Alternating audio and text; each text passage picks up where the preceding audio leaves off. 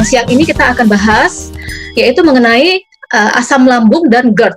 Saya juga nggak sendirian ya, nanti saya akan dibantu oleh seorang partner yang sangat luar biasa ya, beliau adalah Dr. Sugeng. Kita mau ngomong tentang fakta ya atau statistik. Jadi kalau di dunia barat itu dibilang bahwa usia di atas 40 tahun itu ada sekitar 10-20% orang dewasa itu yang mengalami masalah di GERD. Sedangkan untuk di Asia, termasuk di Indonesia berarti itu ada sekitar 2% yang mengalami tantangan di seputar asam lambung dan GERD ya. Kalau kita mau ngomong Indonesia, ada sekitar 250 juta penduduk, 2% itu angka yang cukup besar ya, berarti sekitar 5 juta loh yang mengalami masalah di seputaran lambung itu ya. Nah, di sini saya akan mengundang ya, kita lebih afdol kalau kita ngomong langsung dengan pakarnya langsung ya, seorang narasumber yang luar biasa yang menyediakan waktunya siang hari ini. Beliau namanya Dr. Sugeng, saat ini ya masih tetap praktek ya selama 20 tahun ini ya, 26 tahun tepatnya sudah berprofesi sebagai dokter, dan 12 tahun terakhir beliau ini kerjaannya keluar masuk ruang operasi. Iya dok, benar ya, katanya 12 tahun terakhir ini kan keluar masuk ruang operasi itu. Ya, sebulan bisa berapa banyak yang dioperasi itu dok? Ya kurang lebih kalau setahun ya ada 1000 deh. Ngeri kali, 1000 yang didodel-doel ya. Nah dok, kalau ngangkat tema yang siang ini, ada nggak pernah dokter ngalamin, maksudnya gini, operasi pasien yang mengalami masalah di lambungnya, yang berhubungan dengan tadi itu asam lambung dengan GERD ya, dalam kondisi yang parah sehingga harus dioperasi dok? Sering saya jumpai ya, hampir setiap minggu itu ada operasi mengenai lambung, di mana lambungnya karena luka akhirnya bocor, kemudian isi lambung semuanya keluar. Nah, kalau operasi seperti itu taruhannya nyawa, terus kemudian biaya juga mahal. Kalau di Surabaya, jadi bisa ratusan juta habis. Nah, alangkah baiknya kita mencegah sebelumnya ya. Kita harus tahu dulu definisinya. Jadi kita masuk dulu dengan sindrom dispepsia, di mana setiap gangguan pencernaan, misalkan mual, muntah, mules, kembung, mual-mual ya, itu namanya sindrom dispepsia. Kemudian kalau sudah dilakukan pemeriksaan endoskopi, dilihat mukosa lambungnya ya, kelihatan inflamasi, infeksi atau erosi, baru disebut gastritis. Di sini gastritis dibagi dua, karena infeksi dan non-infeksi. Kenapa kalau lambung bisa infeksi? Padahal pH-nya kurang lebih 2, apapun di sana biasanya mati. Sejak tahun 82 oleh dokter di Australia, mereka menemukan satu bakteri yang hidup di asam lambung yang pH 2 itu, yaitu salah satunya Helicobacter pylori. Sekarang malah lebih banyak lagi kumannya. Kemudian yang berikutnya GERD. GERD atau bahasa kerennya gastroesophageal reflux disease, yaitu hubungannya dengan asam lambung yang tinggi, terus gangguan pintu lambung. Nah, kita lihat pintu yang sempit itu di atas itu ya. Nah, ini biasanya menutup. Kalau dia terbuka, biasanya kalau ada makanan yang turun dari atas, kemudian menutup lagi. Tapi pada GERD ada gangguan menutup di sini. Makanan tidak ada yang lewat, tapi dia masih tetap terbuka. Sehingga asam lambung yang tinggi di sini bisa naik ke atas, mengiritasi pintu lambung di situ. Hubungannya antara gastritis dan GERD itu ada 25% kurang lebihnya. Terus gejala-gejalanya yang pada umumnya ya, gejala rasa terbakar di dada. Ya, ini patofisiologinya bisa dilihat ya, kalau bisa dipoto juga boleh. Nah, komplikasi yang terjadi di mulut dari esofagusnya ini, atau mulut dari lambungnya ini, terlihat iritasi seperti ini, sehingga menyebabkan gejala nyeri. Jadi pada pemeriksaan jantung, EKG, dan lain-lainnya itu tidak ada kelainan. Kemudian gejala yang berikutnya pada umumnya, kalau kita tidur, seperti ada cairan lambungnya naik. Jadi rasanya mulut itu ada terasa pahit dan asam juga di situ. Itu komplikasinya ya. Terus penyempitan di sini terjadi ya. Jadi mengganggu proses menelan juga, sehingga rasanya gangguan menelan, nyangkut ya, seperti itu. Kayak rasa ada nyangkut gitu ya. ini lebih parah lagi. Jadi mukosanya sudah terjadi seperti ya ada orang pada pakaian militer. Nah kalau sebentar lagi dibiarin dia jadi kanker. Waduh, bisa jadi cancer juga ya? Ya seperti itu. Ada kanker ini tiba ini tumbuh ini benjolannya. Nah kalau sudah seperti ini ya menantang juga akhirnya. Ngeri juga ya. Soalnya ini kan memang karena organ dalam ya. Iya. Ya maksudnya sakit perut kita nggak bisa lihat. Istilahnya kalau kita luka di luar kan kita tahu oh harus diobati nih, kelihatan nih. Iya. Tapi karena organ dalam kita nggak bisa lihat langsung ya. Kadang orang ya dibiarin lama-lama nggak rasa udah bertahun-tahun mereka itu menderita penyakit yang seperti ini, Dok. Nah, kalau boleh tahu nih penyebab dari asam lambung dan GERD tadi itu ada pengaruh dari mana aja, Dok? Gaya hidup kah, makanan minuman kita, atau dari pikiran kita bisa pengaruh nggak, Dok? Pertama yang harus kita perhatikan yaitu bisa dari pintu lambung yang rileks, yaitu dari makanan, dari gorengan atau daging yang tinggi lemak. Kemudian dari produk-produk yang mengandung susu, terus coklat, kafein, merokok, bawang putih, peppermint. Dan GERD juga ada hubungannya dengan peningkatan asam lambung, yaitu dari makanan yang mengandung kafein, makanan minuman yang mengandung karbonasi, istilahnya kalau kita tuang itu rasanya gembludek ya, ada airnya. Soda itu nggak, Dok? Ya, seperti itu. Kemudian makanan pedas, jeruk, dan tomat. Kalau makanan berkafein, gimana nih, Dok? Yang suka kopi ini, Dok? Karena GERD ini kan makanan itu yang tadi disebutkan itu kan nggak bisa ya kita 100% menghindari ya. Ada yang minum setengah gelas kopi sudah timbul, tapi ada yang sampai 2 gelas belum timbul. Nah, biasanya pasiennya akan tahu sendiri. Saya minum segini sudah kambuh. Jadi minumnya jangan melampaui batas atau makanan jangan melampaui batas jumlahnya seperti itu. Masuk gorengan ini, gorengan menantang. Nah, jadi tidak mesti orang makan gorengan langsung timbul ya. Personal juga ada yang makan gorengan habis 1 piring baru jadi ya. Kemudian ada obat-obatnya juga ada pengaruhnya di situ pada GERD yang merelaksasi dari mulut antara esophagus dan lambung, yaitu golongan obat-obat antihipertensi mengandung nifedipin, verapamil dan diltiazem. Kemudian nitrat, terus obat-obat antidepresan buat orang depresi nih, antihistamin. Nah, kalau pada wanita ini cukup menantang juga ini karena oral kontrasepsi dan itu estrogen dikatakan juga ada pengaruhnya. Itu hormon estrogen maksudnya, Dok? Iya. Jadi kalau sudah ada gejala seperti itu ke wanita, ya ganti aja kontrasepsi yang lainnya. Iya. Tapi tidak semuanya terjadi loh ya. Memang ada resiko gitu. Ada persentase ke arah seperti itu gitu ya, Dok ya? Iya. Ya sekedar pengetahuan buat kita juga berarti ya para wanita ya. Iya. Terus pikiran, Dok, rasa cemas berlebihan ya kan, khawatir berlebihan. Ada pengaruhnya. Karena stres itu merangsang lewat hormon ya, asetilkolin, histamin, dan gastrin menyebabkan produksi asam lambung yang meningkat.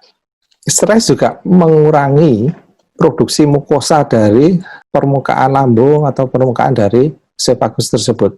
Terus stres juga mengurangi bikarbonat. Jadi asamnya meningkat, tapi pertahanan yang melapisi lapisan usus dan bikarbonat itu justru tambah turun.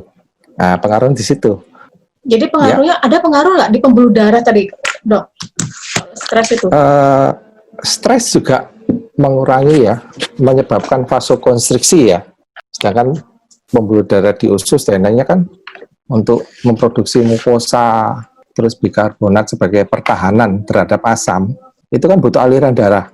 Sedangkan pada waktu stres, aliran darahnya juga berkurang di situ. Sama seperti kita kerja, tapi kita tidak diberi makan. Jadi ya tidak kuat juga seperti itu. Terus saya jelaskan juga ya, kalau orang sudah mengenai GERD, makannya jangan terlalu banyak. Jadi harus terbagi. Biasanya kalau 1 piring penuh, dikurangi separuhnya atau sepertiganya. Terus makan itu jangan cepat-cepat. Jadi dikunyah dulu sampai halus supaya makanan tersebut mudah dicerna juga. Terus kemudian setelah makan jangan langsung tidur karena kan mulut dari antara lambung dan esofagusnya terbuka. Jadi kalau tidur karena gravitasi makanan itu naik lagi. Seperti itu. Oke. Jadi dianjurkan ya idealnya di atas 3 jam lah setelah makan baru tidur. Kalau memang terpaksa tidur ya Jadi tidurnya kalau di kursi malas supaya tetap agak tegak sih gitu. Oke, jadi posisi kita lebih tinggi ya, maksudnya Ya, kepala lebih tinggi supaya lah. ini asam Dada lambungnya lebih nggak perut. naik ya, Iya. kepala lebih tinggi. Jadi porsi makan, sekali makan jangan langsung banyak, terus kunyahnya dengan yang benar ya Bu, supaya dia lebih halus dan kinerja lambungnya lebih ringan ya Dok ya, seperti itu. Iya, sehingga proses pengosongan lambung itu lebih cepat. Kalau pengosongan lambung lebih lambat kan kasihan dia. Masih di situ nongol terus makanannya, terus orang itu tidur, naik lagi cerita. Ini ada Pak Isam Jemi dari Bandar Simalungun, Sumatera Utara. Sudah cek darah, cek jantung, cek gula, semuanya normal katanya. Sama GERD-nya, tapi sekarang itu posisinya dada kanannya nyeri, hampir 1 bulan nggak hilang-hilang. Pada GERD, pada endoskopi kadang dijumpai tidak ada kelainan. Jadi alangkah baiknya seperti tadi ya, pola hidup. Jadi makan jangan banyak. Jadi terbagi lebih kecil porsinya dan lebih sering. Terus kunyahlah lebih banyak. Jadi 20-30 kali kunyah baru ditelan. Habis makan jangan langsung tidur. Terus ada tadi yang disebutkan tadi, makanan-makanan yang perlu dihindari minimal dikurangi, yaitu gorengan, kafein, terus coklat, produk-produk susu. Terus kalau kemudian dia punya penyakit hipertensi, nah obat-obat tadi yang kalsium channel blocker itu, nifedipin dan kawan-kawan perlu dihindari. Apalagi kalau dia stres ya, diberi antidepresan, ya kumat juga. Juga perlu ditambahkan obat PPI ya, proton pump inhibitor. Mungkin ada di resepin konsultasi ke dokter setempat. Terus makan makanan yang menyebabkan aliran darah ke lambung itu meningkat. Kalau pasien saya yang habis saya operasi lambungnya bocor itu ya, luka lambung terus bocor, biasanya pemulihan setelah start dia boleh makan, saya beli air gula, saya beli makanan polisakarida peptida, nama kerennya alpha meta. Nah, dalam waktu berapa hari pasien langsung seger dibanding ada yang tidak saya beri. Jadi saya bisa membandingkan antara pasien saya yang saya beri dan pasien teman saya yang tidak diberi, itu bedanya jauh. Kalau pasien saya seminggu jadi operasi, hari ke-5 ke-6 boleh makan, seminggu kemudian kontrol pasiennya sudah bisa jalan. Nah, kalau di tempat lain itu bisa sampai berbulan-bulan. Oh. Itu yang membedakan. Obatnya sama sih, ya? PPI dan lain-lainnya sama. Oke. Ada pertanyaan lagi? Ada sensasi GERD itu macam-macam ya Pak. Kadang bingung sendiri apa itu GERD atau bukan. Yang tadi saya sebutkan ya, ada rasa terbakar di dada, bagian tengah ya, kadang sampai tembus di belakang, tulang belakang, tengah ya. Terus bersendawa. Jadi istilah dalam gelegean gitu ya. Bahasa kerennya gelegean, bahasa kerennya. Gelegean terus-menerus ya. Ya, gelegean. Terus itu gangguan menelan itu tadi. Jadi menelan rasanya kok ada yang nyantol. Terus nyeri gitu ya. Nah ini ada lagi, saya siang dok, saya Esther dari Jakarta. Saya mengalami dada nyeri, perut panas, muntah-muntah dan sering bersendawa dan punggung nyeri. Berarti itu sama tadi ya dok ya, GERD juga ya? Sama, iya, curiganya. Iya. Kalau nih ada tanya dari Bu Furwanti, kalau anak saya berkebutuhan khusus cerebral palsy, kalau dia makan itu tidak dikunyah makanannya, jadi langsung ditelan aja kalau nasinya masak, padahal giginya sudah cukup, umurnya sekarang 11 tahun. Kalau cerebral palsy kan ada gangguan dari kepala ya. Jadi sebisa mungkin kita berikan makanan yang mudah dicerna. Terus yang tidak mengganggu atau merangsang asam lambung, yang tadi itu dihindari. Boleh diberi sedikit-sedikit, bukan 100% dihindari loh ya. Tapi kalau pasien itu muntah lagi terus baunya kecut dan lain-lainnya, cukup dihindari lagi. Dok, saya mau tanya, tenggorokan saya ini ada putih-putih, rasanya nyeri, udah ke dokter 4 kali nggak sembuh. Itu diagnosanya apa ya dok? Apa hubungannya tadi ada mungkin dengan tenggorokan asam lambungnya naik itu ya dok? Begini ya, asam lambung, gangguan lambung itu ada hubungannya juga dengan gigi atau sinus juga ya, infeksi di situ hubungannya juga bisa turun ke belakang. Jadi kalau ada tenggorokan yang nyeri seperti itu, kita harus perhatikan. di bagian depan, bukan GERD aja ya. Giginya ada kelainan enggak? Ada infeksi di situ enggak? Kemudian ada sinusitis enggak? Jadi harus dikontrolkan ke dokter gigi, ke dokter THT juga. Oke, sambil kita ini kan masih ada beberapa pertanyaan lagi. Nah, tapi juga di forum ini sebenarnya ada teman-teman yang juga mengalami hal yang sama ya, kayak seperti tadi kondisi asam lambung dan GERD. Pak Munif boleh sharing, Pak Munif, kondisi tantangan kesehatannya ya, terus solusinya gimana, apa yang dilakukan ya kan? Berbagi buat kita di sini. Perkenalkan, nama saya Munif Setiautama. Saya kebetulan bekerja di salah satu rumah sakit dan kemudian saya pernah mengalami GERD tahun 2017 akhir. Oh ya. Nah. Jadi di situ saya sudah berobat waktu 1,5 tahun, berobat ke Polidalam. Awalnya saya ngerasa kayak dada terbakar, terus di bagian leher itu terasa mengganjal seperti kayak tercekik, ada perih di ulu hati. Awalnya itu saya kira hanya sakit mah biasa. Terus kemudian saya berobat kok sekitar 2 minggu nggak sembuh. Ternyata waktu dipedalami lagi, ternyata saya kena GERD. Nah waktu itu sih cuma dikasih obat PPI ya sama dokter penyakit dalamnya selama kurang lebih 2 bulan. Inhibitor, ya. Ya, selama 2 bulan waktu itu terapinya. Cuma waktu itu nggak ada terjadi perubahan secara signifikan gitu, malah makin parah waktu itu. Jadi sekitar mungkin 1,5 tahun saya berobat itu malah makin parah, kemudian ada peradangan di daerah faringitis saya hingga menjadi akut dan ada penebalan. Jadi waktu itu saya sempat nggak bisa makan nasi sekitar 1 bulanan. Jadi saya cuma makan bubur dan itu buburnya sangat lembut sekali, kemudian hanya dikasih perasa kaldu aja. Karena untuk makan yang berserat pun saya nggak bisa karena perih betul. Waktu itu saya di-sharingkan ada Alpha Meta begini sama Mas Wahyu Agus Kurniawan waktu itu. Saya coba 1 botol dan alhamdulillah seminggu kemudian saya ada mengalami perubahan, terutama saya bisa tidur ya malamnya karena sesaknya tadi itu sudah berkurang secara drastis. Cuma untuk obat-obat PPI-nya saya masih tetap jalanin gitu. Saya nggak lepas dulu.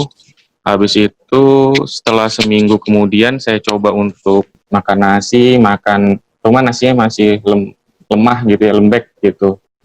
Terus masih menghindari goreng-gorengan, santan, bahkan asam gitu. Menjelang 1 bulan saya tetap minum Alpha Meta dan menjaga pola makan. Alhamdulillah waktu itu rasa terbakar, rasa perih yang saya rasakan waktu itu hilang, dan juga rasa gas yang tertahan kayak di tenggorokan sehingga mencekik itu hilang juga mengikuti perubahan kondisi saya waktu itu. Nah habis itu saya coba cek kembali, akhirnya ya saya dilepas untuk obatnya perlahan. Memang dikasih obat, cuman dokter bilang waktu itu dipakai ketika kambuh, gitu aja sih.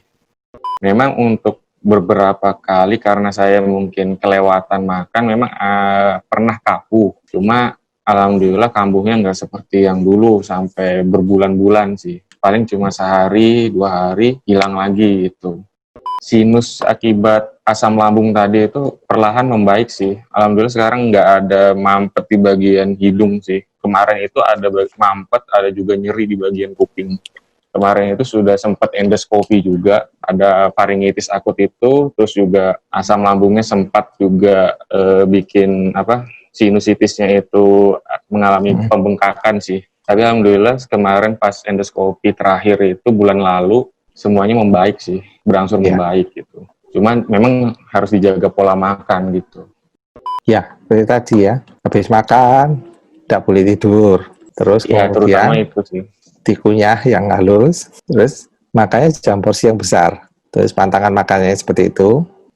Mungkin saya mau coba menjelaskan ya, kenapa nutrisi tersebut itu bisa memperbaiki ya. Coba kita lihat, mungkin ada cara kerja dari nutrisi ini. Ini produk organik terbaik di dunia, fungsinya untuk meregenerasi sel, menyembuhkan sel, meremajakan dan detoksifikasi. Kalau kita mengkonsumsi ini, kita lihat dari sel darah merah kita, di mana kalau kita sebelum, itu sel darah merah itu dari tetes tebal. Terus kita dilihat di mikroskop, kelihatan sel darah merah kita itu pelan sekali geraknya dan mereka cenderung lengket.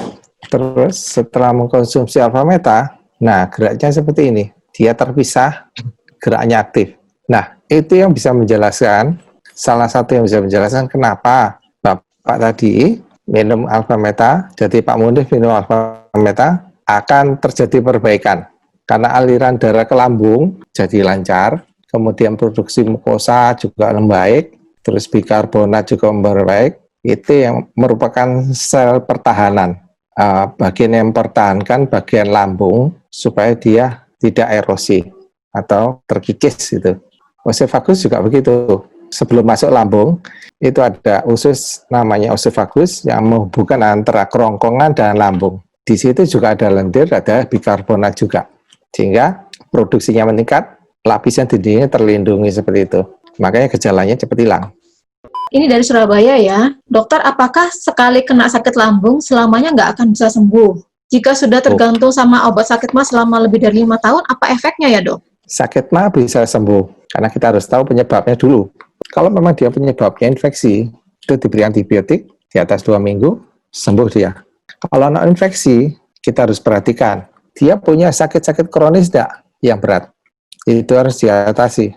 Salah satunya stres, diabetes, terus gagal ginjal, gagal jantung. Apalagi kalau diabetes juga merusak pembuluh darah juga. Nah, itu harus diatasi. Kemudian gaya hidup yang diubah. Kemudian kalau kita melanggar makan makanan yang kita makan ya, yang seperti tadi minum kafein berlebih, nah kita harus menerima. Misalnya ya karena kita melanggar ya, kita sakit ya harus menerima, bukan tambah stres, tambah jelek lagi. Terus kalau dia ada merokok, yang menyebabkan air liur berkurang, itu dihindari. Terus GERD juga begitu, dari gaya hidup juga bisa berubah, bisa membaik dan bahkan ada yang bisa sembuh. Seperti Pak Munif tadi, ada tambahan lagi makanan yang membuat dia lebih fresh, lebih seger, metabolismenya terbaik dan terjaga. Akhirnya sekarang tidak kelihatan kalau sakit ya. Segar sekarang ya Mas Munif ya. Dok, ini ada pertanyaan nih dari Banjarmasin. Kalau dia sudah berat badannya turun banget setelah kena GERD selama 1 tahun, tenggorokan masih ganjel dan kadang sakit kalau nelan. Terus sudah bolak-balik ke dokter. Solusinya gimana ya dok? Kalau berat badan sudah mulai menurun, kita harus perhatikan. Berarti dia GERD-nya sudah mulai berat. Kronis. Bisa juga dia mengalami penyempitan tadi, dia mengalami penyempitan dari kerongkongan tadi, sebagus. Bisa juga karena iritasi itu dia mengalami perdarahan. Namanya orang perdarahan berarti banyak yang dibuang. Badan juga bisa kurus. Yang paling tidak enak yang terakhir itu kanker, keganasan. Paling ditakutkan tuh yang kanker itu ya. Jadi lebih baik kalau memang dia kontrol lagi, saran saya di endoskopi ya. Terus konsumsi makanan yang dikonsumsi oleh Mas Munif tadi. Semoga dengan 2 cara itu dia membaik sambil pola hidupnya itu lifestyle. Pola hidupnya diperbaiki ya, lifestyle hidupnya. Ya. Betul. Mungkin ada lagi yang bisa sharing di forum ini. Saya dengar dia juga dari masa gadisnya sudah sakit juga, masalah lambung. Gitu. Saya sharing ya Pak ya. Saya dari boleh. gadis memang saya kena yang namanya lambung ya Pak ya, luka lambung sama mah akut katanya gitu. Saya sudah berobat kemana-mana tapi tidak ada pemulihannya. Seperti yang Bapak bilang tadi, persis apa yang saya alami, yang saya rasakan. Tenggorokan ada rasa ganjel, dada panas, ulu hati nyesek ke dalam, nyesek ke atas kan, sampai napas tuh megap-megap gitu kan. Terus sering sendawa, legean kalau orang Jawa bilang. Terus timbul di belakang, kata dokter nyucuk di belakang, persis yang saya alami. Itu bertahun-tahun loh, dari semenjak gadis. Bayangin itu Bapak itu. Sepertinya penyakit mah ini kayak sepele ya, tapi yang merasakan luar biasa loh saya. Karena apa? Yang saya rasakan di leher ini dingin sekali. Setiap sore senja itu saya sudah harus pakai jaket yang tebal gitu kan. Terus kalau nelen ya seperti Bapak bilang tadi sakit. Terus sering perut sering sebah, sering mual, sering kayak orang hamil gitu. Terus singkat cerita saya ketemu Alfa Meta ini. Karena saya ingin sembuh kan, bertahun-tahun saya mencoba obat apapun sudah tidak ada pemulihan. Akhirnya saya mencoba ini, alhamdulillah baru seminggu kok tidur saya enak. Tadinya saya kan nggak bisa tidur nih. Tidur saya enak. Saya baru nyadar kalau seminggu itu tidur saya enak. Saya ternyata minum Alpameta ini ya. Terus sama Ibu Winda, alhamdulillah saya makasih sama Ibu Winda. Nah ini saya pakai Alpapin juga waktu itu saya senterkan di ulu hati gitu kan. Nah lambat laun emas saya itu enak, jadi nggak nyesek lagi. Terus seperti Pak dokter bilang tadi mengenai emah ini ada kaitannya dengan gigi. Sama dengan gigi saya ini udah waktu itu juga sering ini dok, sering gusi itu sering berdarah, sering bengkak gitu kan. Terus sinusitis saya 2 kali dioperasi dok, sebelum saya minum ini. Dioperasi saya sinusitis ya. Terus migrain itu juga bertahun-tahun. Jadi sekitar 2 tahun lalu lah saya mengenal Alpameta ini.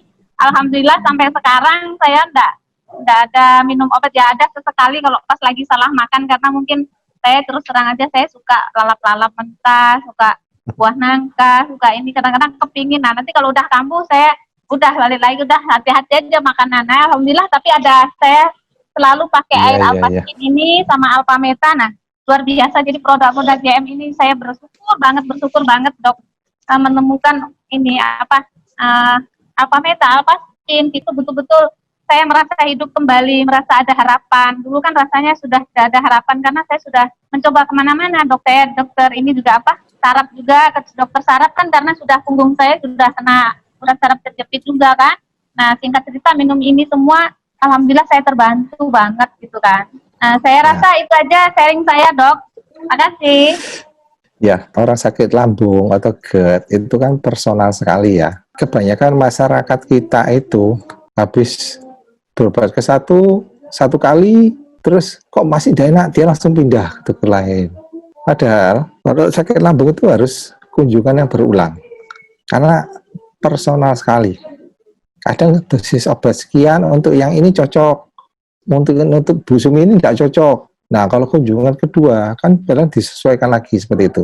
Tapi memang perjalanan antara sakit lambung GERD itu memang seperti itu. Jadi semua obat dosis sama, jenisnya sama, tidak dikebiah uya, disamakan dengan yang lainnya juga seperti itu. Mengenai makanan itu juga begitu. Ada yang GERD, dia minum kopi tidak apa-apa, tapi kalau temannya begitu satu teguk aja kumat. Nah makanya seperti itu, harus personal sekali hubungannya. Terus mengenai sinusitis itu ada hubungannya dengan GERD. Jadi asam lambungnya naik ke atas, dia menyebabkan lari ke asamnya ke sinus itu, radang di situ. Kalau mengenai hubungan antara mulut dengan hidung, ada satu saluran kecil ya, sehingga dia menyebabkan gangguan di telinga, sehingga mengakibatkan vertigo. Nah, hubungan lambung dengan kepala juga ada hubungannya ya. Terus apalagi ada salah satu saraf di kepala, yaitu saraf yang ke-10 ya, dia sampai ke organ visceral dalam, sampai ke usus juga. Jadi ada hubungannya juga seperti itu. Oke. Saya undang ini untuk sesi berikutnya yang sharing ya. Itu ada dari Ibu Herta. Ya saya dengar juga beliau mengalami GERD cukup lama dan sempat berobat ke luar ya. Boleh Ibu Herta sharing? Jadi gini dok, kejadian saya itu kurang lebih sekitar 10 tahun atau 9 tahun yang lalu gitu ya.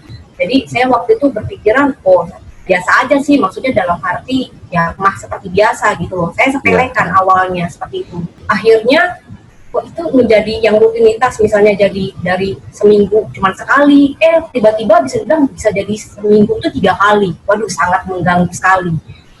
Jadi kalau di saya itu perut kembung itu seperti orang kayak berapa bulan gitu ya. Terus mau minum, mau makan itu udah nggak ada selera sama sekali. Mulut rasanya pahit. Terus karena asam lambungnya itu. Iya betul. Dan kadang kalau sudah lagi juga kepikiran ada ini, itu bisa kadang mau muntah sampai mual gitu loh dok, ya kan? Ya. Nah kemudian sampai kadang yang benar banget dada itu panas gitu loh. Nah itu saya bilang, waduh ini udah nggak benar gitu loh. Dan itu efeknya seminggu bisa 3 kali atau 4 kali, bayangkan gitu ya. Dan saya juga, mohon maaf saya nggak bisa lewat belakang gitu, saya selalu bersendawa gitu loh. Nah, sendawa saya ini bukan yang kecil-kecil, yang gelegaannya itu yang bisa dibilang panjang gitu loh. Suami saya merasa, ngeri banget sih ini orang gitu loh ya kan. Sendawanya kok ngeri ya? Iya, kok bisa begitu gitu ya kan. Nah akhirnya waktu itu saya cari solusi. Akhirnya saya coba ke dokter gitu ya. Nah, jadi dokter waktu yang dokter di Indonesia gitu dikasih obat gitu, ada beberapa macam obat gitu ya. Nah, akhirnya ya saya minum, tapi ya gitu, minum obat sembuh, nggak minum nanti kambuh lagi. Seperti itu terus kejadiannya. Dan saya pikir, waduh ini ada yang nggak beres. Lifestyle-nya diubah nggak waktu itu? Kenapa, Disarankan dirubah nggak lifestyle-nya? Nggak ada. Cuman maksudnya dokter kalau yang di Indo nggak ada dibilang. Akhirnya makanya saya putuskan, oke deh, saya bawa ke luar negeri gitu ya. Waktu itu saya pergi ke Kuala Lumpur gitu. Ternyata ya dokter di sana juga memang kasih solusinya obat gitu. Tapi dibilang memang ada beberapa yang harus pantangan makan. Contohnya kayak saya suka pedas, tadi yang dibilang memang nggak boleh gitu ya. Ya, terus saya suka yang asam-asam itu nggak boleh. Terus nggak boleh makan kol karena kan memang ininya tinggi gitu ya. Terus kopi, ketan ya gitu-gitu loh. Seperti itu. Susu, coklat, wah enak-enak nggak boleh ini. Iya benar sekali itu dok. Gitu kan. Nah sedangkan saya rata-rata yang disaranin itu rata-rata kesukaan saya juga gitu kan. Nah itu tantangannya gitu dok. Jadi contoh misalnya nih kalau kayak makan nasi kuning gitu ya dari pagi nih dok. Dari pagi makan itu sampai jam 6, jam 7 malam saya nggak lapar. Bukan nggak lapar gimana sih, perut saya kembung gitu loh. Jadi cepet gitu loh, rasanya nggak enak sekali gitu loh. Nah itu sampai hampir kurang lebih saya ngalamin 3 tahun kalau nggak salah seperti itu. Nah akhirnya waktu itu saya bersyukur banget gitu ya, dikenalkan dengan yang namanya ini alpha meta, ya kan? Karena dibilang alpha meta ini ada kandungan daripada yang namanya polisakarida peptide gitu ya. Oke saya searching, oh ya masuk akal sih gitu loh. Akhirnya saya konsumsi dan saya detox selama kurang lebih 3 bulan. Jadi saya minum ini, saya rutin pagi, siang, malam selama 3 bulan. Dan di situ saya mengalami perkembangan, oh bagus sudah gitu loh. Tapi bukan sama itu aja. Terus saya minum ini, air daripada yang namanya air alphaspin. Waduh ini bagus banget juga. Karena kenapa? Air oksigen. Jadi saya kemana-mana ke luar negeri aja juga saya selalu bawa ini. Karena saya tahu maksudnya kita perlu air oksigen gitu loh, ya kan? Ini nggak pernah bolong lah. Sampai hari ini pun saya tetap minum gitu loh sama alpha meta. Dan juga kalau misalnya lagi dulu ya, kalau misalnya lagi nggak enak gitu ya, saya senterin seperti ini di perut, ya kan? Gimana yang lagi sembah gitu, ya. Nah, dan saya juga kemana-mana dok, saya selalu pakai alphaspin yang ditempelin gitu loh. Puji Tuhan banget. Saya sudah nggak ngalamin lagi namanya GERD ini kira-kira 6 tahun, 7 tahun yang lalu. Jadi saya nggak pernah ke dokter lagi, saya bersyukur banget gitu ya. Kalau dulu misalnya mau pagi yang ngajak makan gitu, mau ngajak sarapan gitu, saya nolak gitu ya. Tapi kalau hari ini ada yang mau ngajak makan nasi kuning, monggo, saya bersedia. Seperti itu sih pengalaman saya. Saya bersyukur banget lewat media-media ini ya kan, alpha meta, airnya alphaspin, ini sangat membantu. Kalau dibilang murah sekali.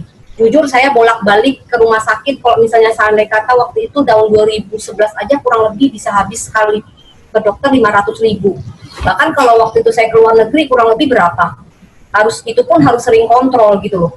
Dan tapi lewat perantara ini, alphaspin saya beli cuma sekali ya kan, alpha meta ya kan, harganya jauh lebih ringan, plus bisa dibilang jauh lebih sehat dan lebih alami. Itu sih moga-moga sharing ini menjadi berkat. Terima kasih. Sama. Ya, thank you dok. Kita dapatkan. Thank you Bu Herta. Nah dok, tadi kan Ibu Herta ada ngobrol tentang media salah satunya ya, itu ada alphaspin. Boleh nggak baru jelasin sedikit ya dok ya?